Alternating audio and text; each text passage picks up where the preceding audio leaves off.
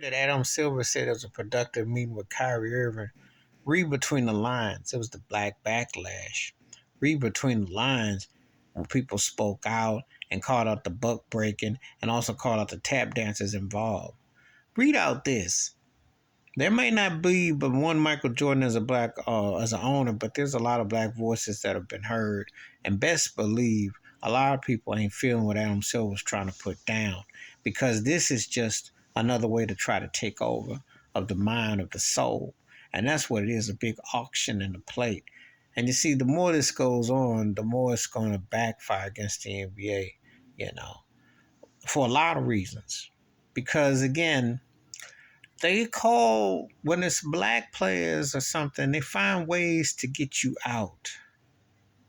And it has nothing to do with breaking laws. It's about you're not playing white right.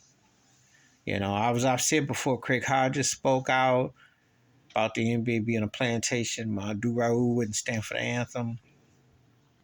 And now you have Kyrie Irving with something that he didn't do anything to merit suspension. But Charles Barkley said once you have the field hand saying, and or getting to the house, they're like, well, Masters, what about why? You know. So the truth is, Kyrie Irving's in a situation, which is an interesting situation. If he comes back, he got to come back under his own terms. He can't come back under no plantation owner's terms. Now, see, the Nets are cowards. So just say you don't want him back, but don't push this agenda. But Adam Silver, he's going to look real suspect too. There will come a day, there will be a black athlete who's going to be great. And there will be someone that comes along that will really break the chain, period. Because if you've been paying attention the last few years, Colin Kaepernick was the start on this. And now it's going to another. And you're seeing a generation of younger black athletes of a certain age coming along who ain't going to allow the chains to stay on their neck and on their legs. And they refuse to tap dance on the plantation. They refuse to go by status quo. And you should never have to go by status quo, because you have to be free to understand what's going on. And if you're educated and enlightened, I don't care how old you are, you know how racist these jive turkeys are. You know good and well that the entertainment industry, the whole thing is a plantation. You know good and well that you can't never really speak your mind. Because remember, you're born in a country that was against the law for you to know how to read and write.